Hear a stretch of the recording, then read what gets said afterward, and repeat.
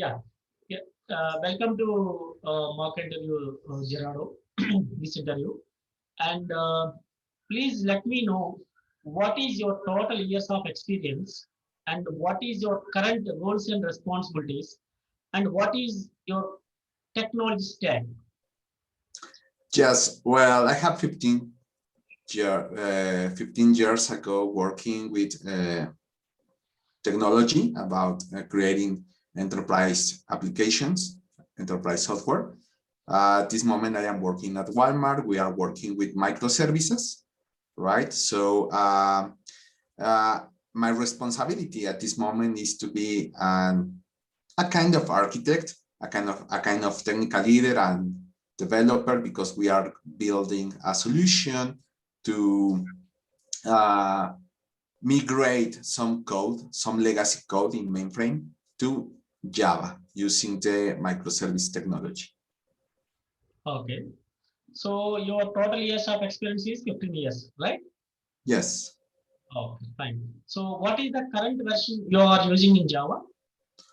We are using Java 8. Okay, fine. And did you work on Spring Boot? We are using Spring Boot, yes. Okay, okay, okay. So how do you rate yourself core Java from out of 1 to 5? Knowledge rating yourself core Java out of 1 to 5. I don't get the question. Can you? I'm asking knowledge your rate on core Java from out of 1 to 5. On 5 marks, how do you rate yourself on core Java? Knowledge rating on core Java. Your knowledge rating on core Java.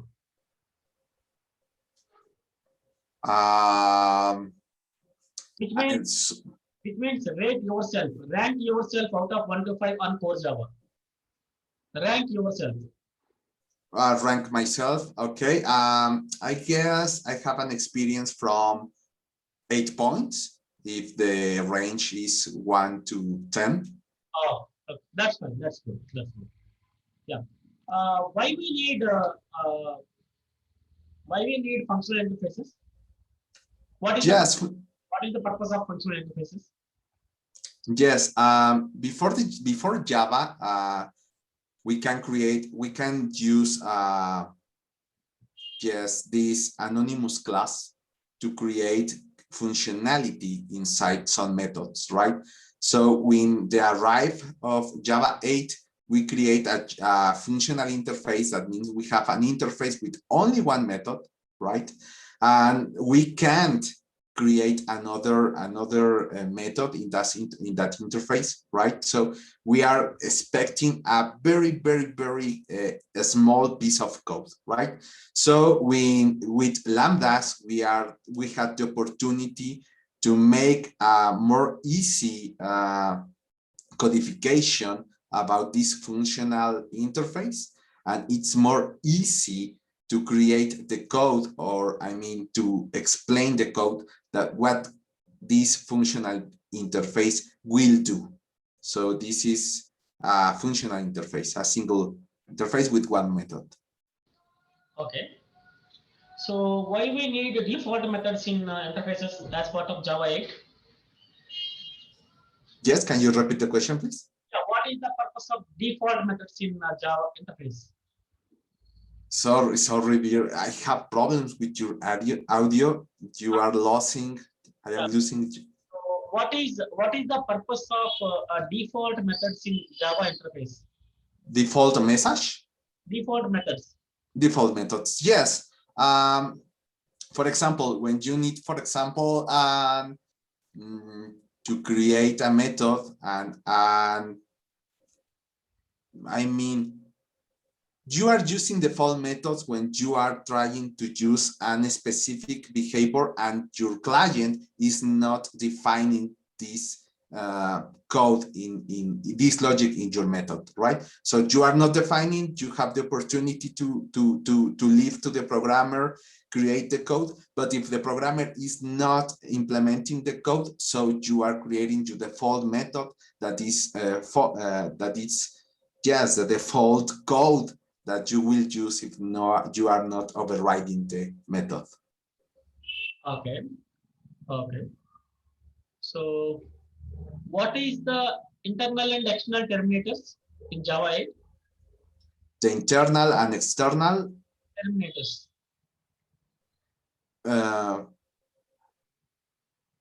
Parameters. How do you say? Terminators. Internal in Stream API. What are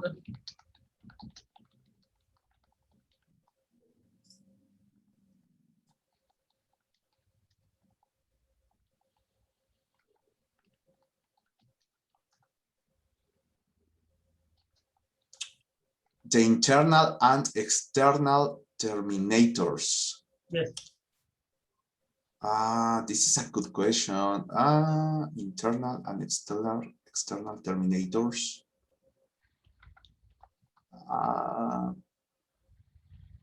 No, I can't associate this question with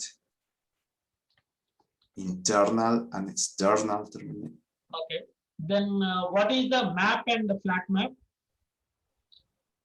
Yes, well, we are using map when we need to create a key value pair of data. I'm asking not that map, just in Java 8, what is the map and the flatter map methods in Stream API? The methods of the map. And flatter map. Wow.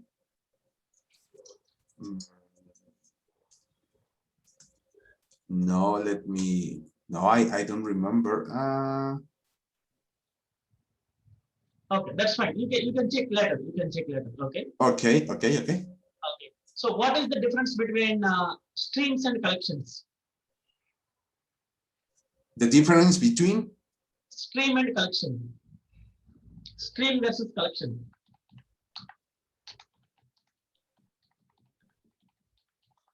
Stream versus collections. Okay, stream versus collections. Yes.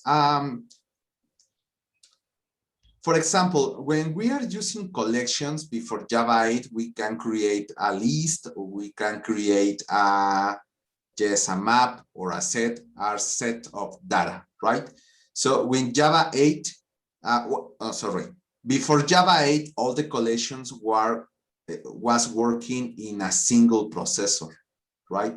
So when our Java 8 arrived to the game, we can use the parallelisms to use this collection. So the streams is the way that we are preparing the Java virtual machine to use the collections inside the Java virtual machine and not outside the code of the or in a for or a while loop. So the difference is that with the stream, we can let the work to the Java virtual machine, yes.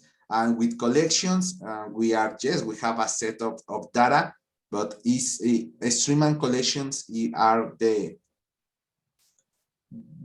are working together, right? So the streams is more powerful to use the parallelisms, and collection is before the stream. That's fine. And why string is immutable? Why? String is immutable. String is immutable.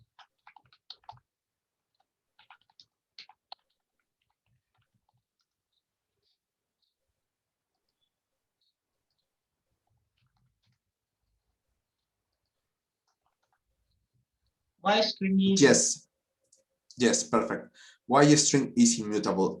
Yes, when you are creating a string, you need to use the operator new, right? So when you are using the operator new, you are allocating memory in the Java virtual machine, right? So if you are creating another new string, you are allocating a different space in the Java virtual machine, right? So that is the reason the string is immutable and is complex to use a string to create another third string, because you are wasting memory in Java. okay.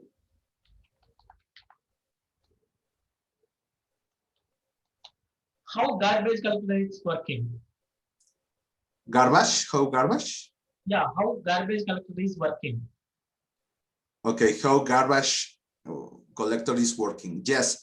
For example, when you are creating a lot of objects, you have reference to this object through the name of the variable, right? When you delete the reference, so the object is living in the Java virtual memory. So the garbage collector is a daemon that is running every amount of time to review which objects had not reference and clean up this space of the Java virtual machine. Mm-hmm. Okay. So I have try block, catch block, and finally block. Okay. Yes. Java has the opportunity to manage a lot of exceptions. So when you want to, if complete my question, let me complete my question. Okay. Okay.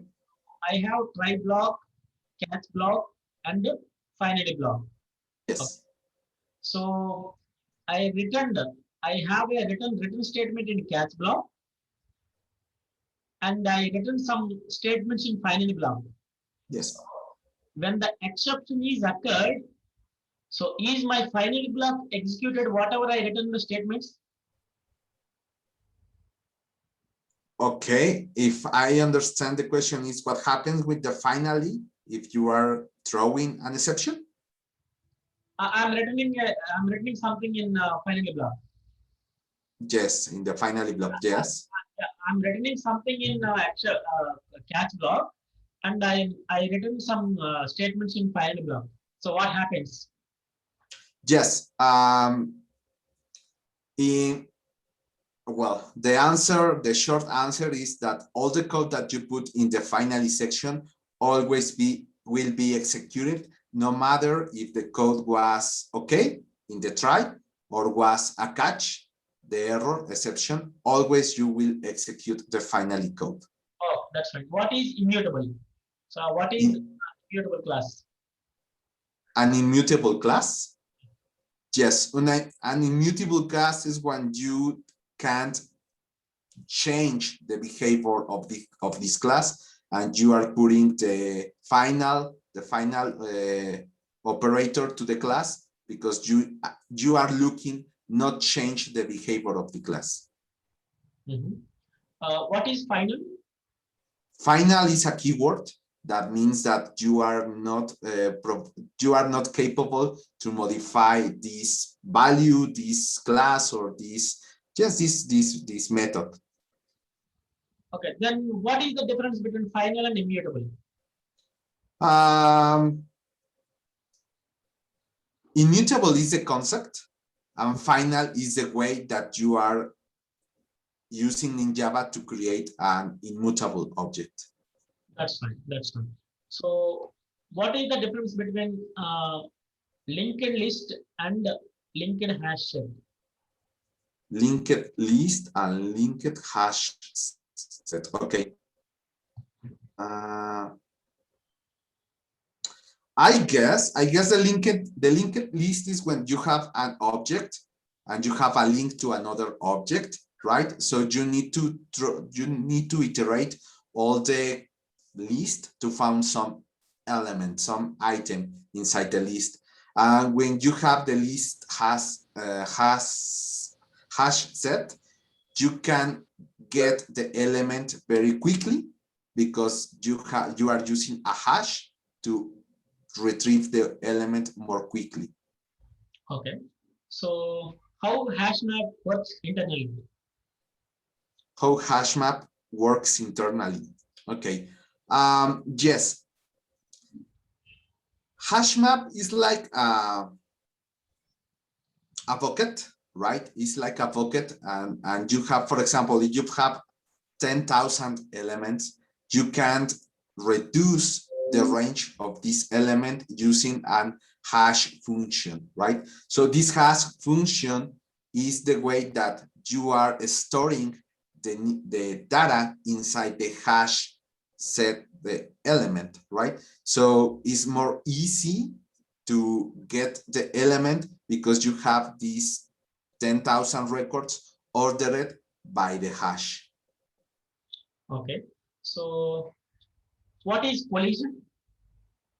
What is Collision. Collision. What is collision? collisions? Yes. The collision is when, for example, you are working with an element and you apply, for example, the hash function and you return as hash ID, for example, the number 1, right?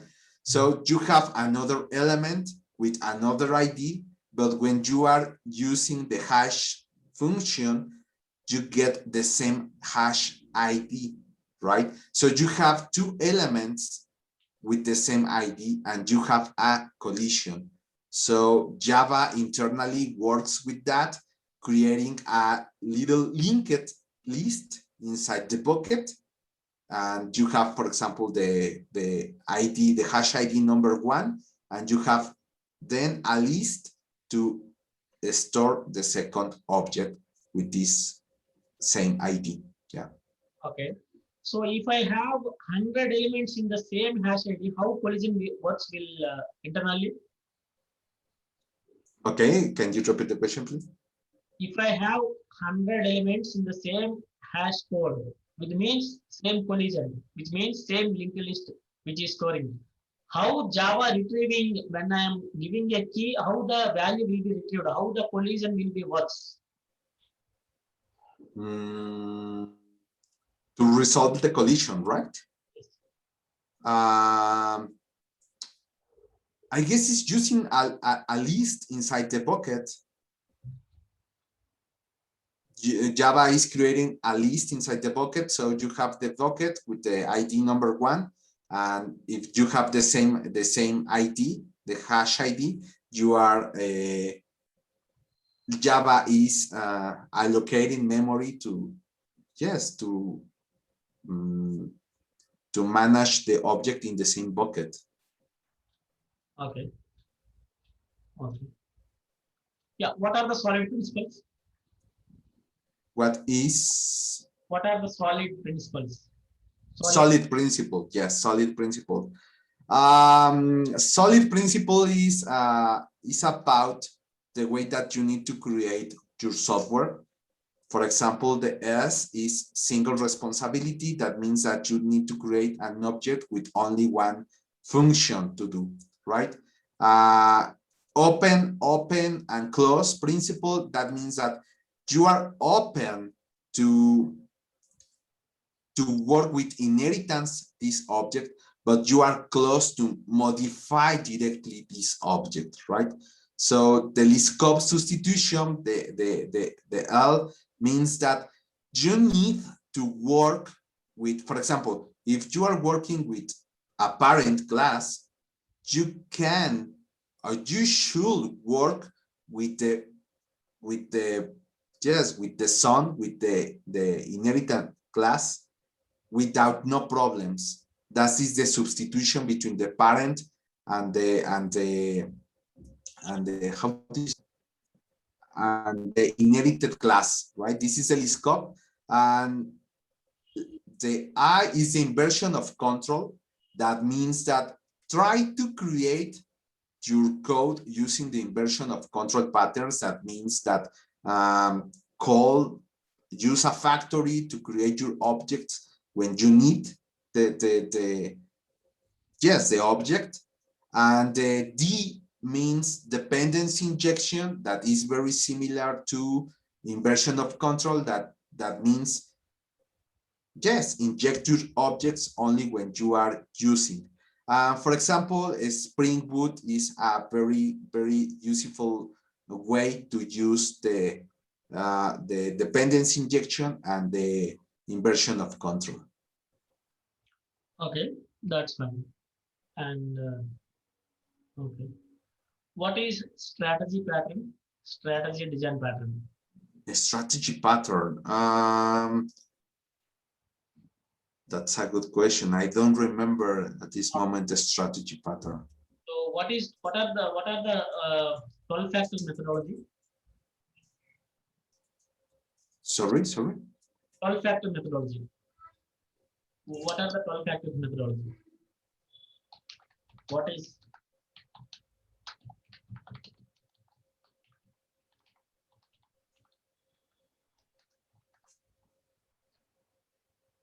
Wow. I guess 12-factor methodology is about the cycle of life of the software. I mean, design, implement, test, I guess, but I don't remember the 12 steps. okay? That's fine. And what is decomposition pattern? Do you know anything about microservice design patterns? Okay, microservices pattern, and you are asking for? Decomposition pattern. Decomposition design pattern. Decompose, yes. That means that, for example, let me put an example. For example, you have a monolith, right?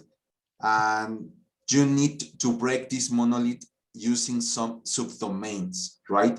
And when you are using different subdomains, you are using this decomposition pattern that you are just breaking the data, breaking the business logic into small pieces of code and very complete edge functionality, and you are using the decomposition pattern. Okay, fine. That's good. That's fine. Good. So, what is Saga design pattern? Yes. For example, when let me put the example. When you are using a database like a relational database, for example, like Oracle, you can use the commit, right? Or the rollback functions. That means commit is when you, okay, all my steps are okay, I commit and the transaction is complete.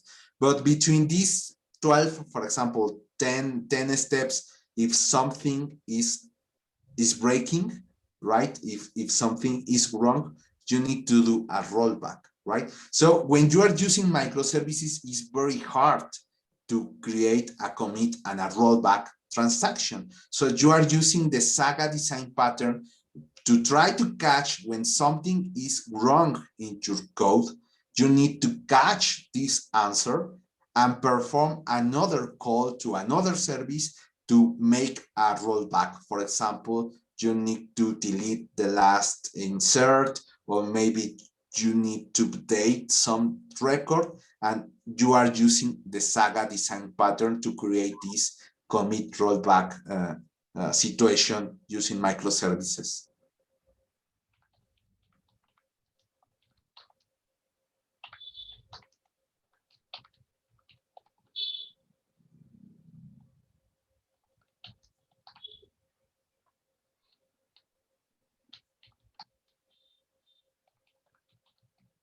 Yeah. How can we fetch results from two databases from a single service, single microservice?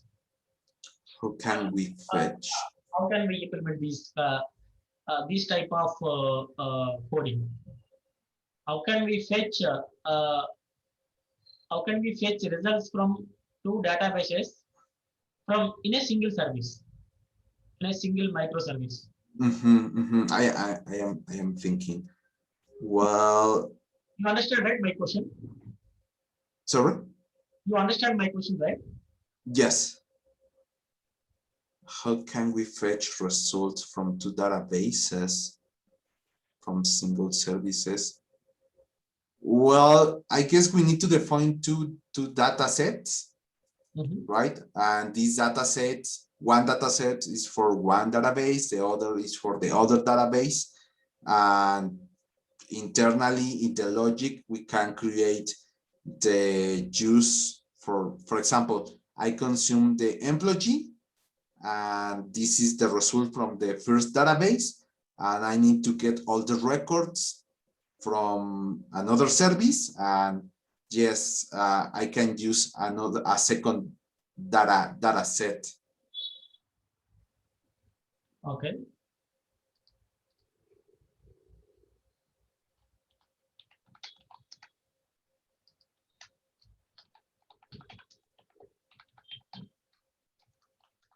What is CQRS design pattern? This is a good question. The CQRS pattern means that, for example, try to read, try to insert all the data using one microservice and try to read all these data using another microservice, right? So that means that, for example, you have the microservices A and all the inserts will be managed by this microservice. Internally, this microservice will update the database, will create all the business logic, and finally, this service will communicate to the service B to return the response. And you are, in this case, you are trying to manage the consistency of the data using this design pattern. Okay. So what is the motto of Spring IOC concept? What is the motto of the Spring version of control? Motto, I mean, what is the purpose? What is the purpose of Spring IOC? Okay. Yes, for example, before the inversion of control pattern, you need to create a class, right? For example, the bank class. And inside the bank class, you need to create all the account, right? And you need to define inside the bank class all the accounts. When you are using inversion of control, that means that you need to create a factory, right? And this factory is in charge to implement or to create the objects that you are using in this moment. So in your class bank, you don't need to define all your accounts, and you will use your factory to inject this new account into the logic. And yes, this is inversion of control. Okay. So how can you provide security while two services communicating? That's a good question. There are a lot of ways to provide security. It depends about for example, the enterprise. The more simple way is, for example, you can use as a gateway, as an API gateway, and this API gateway is in charge to response, or to manage all the input requests, right? And before and behind the API gateway, you have all your services clean without security. Another way is, for example, to use OAuth security. That means that you need to provide another server to manage the authorization and the authentication. Or, for example, you can use service mesh to create to register into another service. And when you are sending your request, you need to send your ID into the headers to consume this new service. So it depends of the enterprise. Okay. So how can you provide security to your database? Oh, well, this is a good question. How can you provide security to your database? Well, I'm thinking. Well, the first step is to create schemas. The next step is to create users. And the third step, maybe you need to create some views. And with the views, you can't modify the data. You only can view the data to get the data, and to use user and password to see this protected data in the database. Okay. How you implemented your authentication in your projects? What security you are implemented for the authentication? For the authentication? We are using the service mesh. Service mesh. Yes. So how it will be works internally when the user is logging? Yes. Maintaining a session for that user. For example, we have a third application where all the services are listed inside the site, right? So you choose your server that you want to consume, and you create a request. So the leader or the owner for that microservices approve the request, right? And give you an ID consumer, right? That you will use in every request to this service. And you need to send your ID, and you need to send your password that is generated using how do you say, private key password. Okay. So did you work on any messaging service? Can you repeat the question? Did you work on any messaging services? Yes, message services. Yes. For example, we can use Apache MQ. Yes, a server. I'm asking, did you work on any messaging services like RabbitMQ, Apache Kafka? Like, did you work on any messaging services? Yes, yes. Okay, fine, that's fine. So, whenever I'm consuming a message, okay, if my event is got unsuccess, okay, event is got unsuccess, what will be the message remaining keeps in the topics, or how can you define, how can you implement that kind of situation, that kind of scenario? If you, after consuming your message, if your next event will fail, so then do you able to get message again from the queue? How you are designing this type of situation?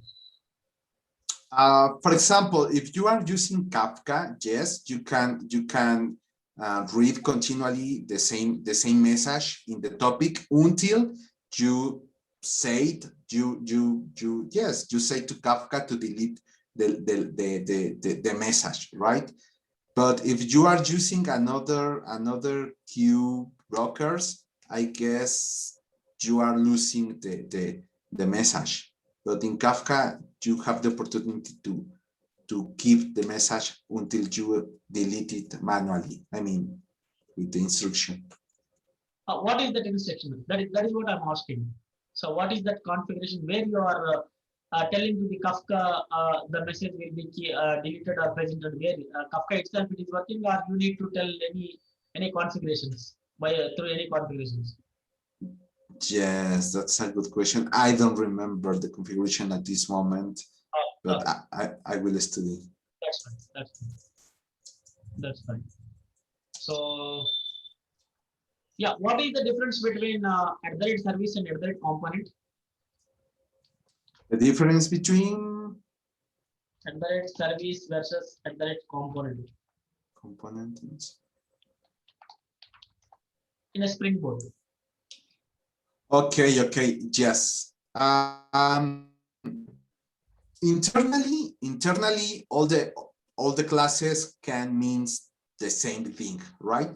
So when you are using, for example, the model view controller, that is another pattern, you can use the annotation service to indicate that this class is only working with business logic, right? And when you are using the annotation component, you are trying to declare, to say that this class means, for example, a bin that is only containing data and is not using business logic inside this component. And just is to say what kind of data you will find in this class. Okay. So what is the difference between Java singleton versus Spring singleton? Wow, this is a good question. Java singleton and Spring singleton. I guess Java singleton is a pattern. And that means that you need to create a unique instance for that class. And this is a singleton and it's a pattern. And a Spring singleton is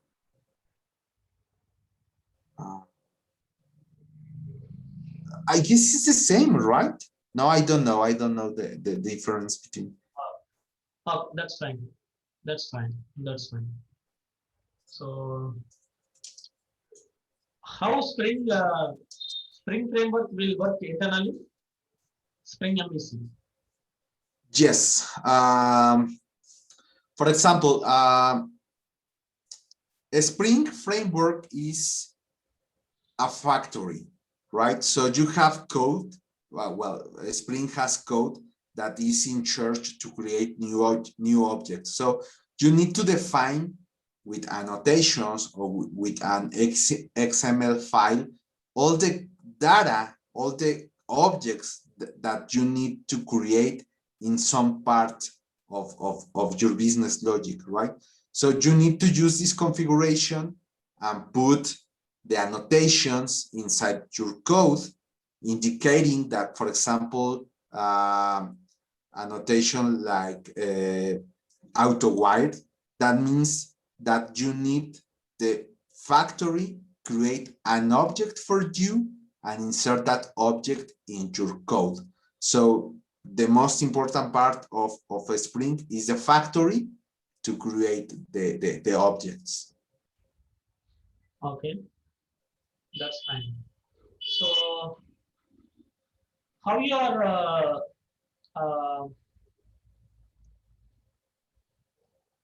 what are the mechanisms you are following while reviewing the code? What are the methods you're calling when? What are the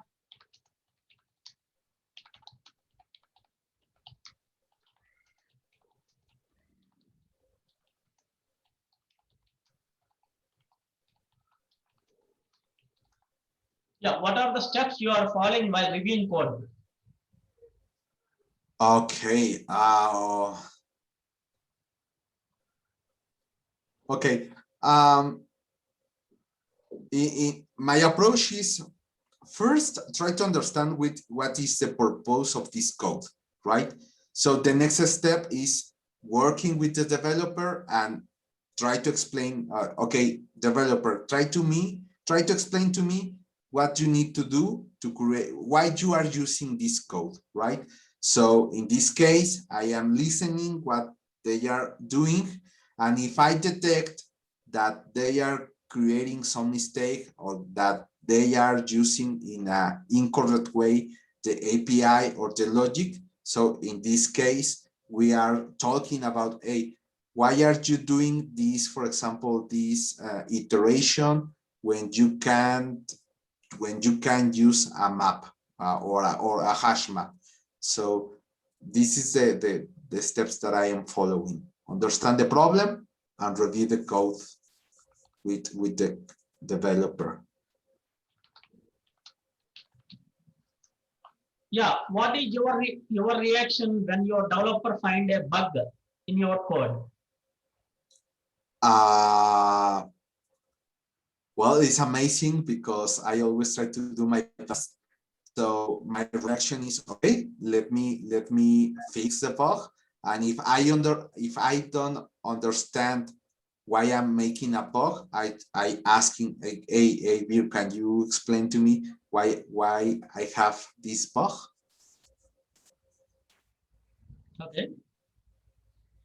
Yeah, if it is a correct one, how you are then what you next?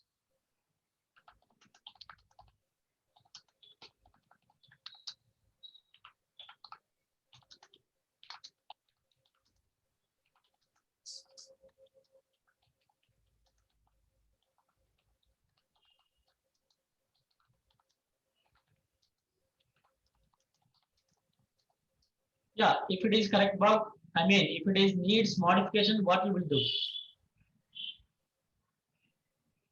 Okay. Well, the next step is, for example, if we are using Git as repository, I need to create a new branch. I need to do the modification, right? And I send a pull request to my leader, and my leader will detect if the code is okay, and the next step is try to merge this code into the branch and go ahead. Oh, that's fine. Yeah, well, Gerardo, well, Gerardo, it is a nice talking to you. I done from my part. Do you have any questions? No, as only I would like to know a little bit about the project and what is the next steps if I success with the interview. Yeah, next steps will be announced by the HR and team, and yeah, it's nice talking to you. Perfect. Thank you very much. Thank you very much. Thank you.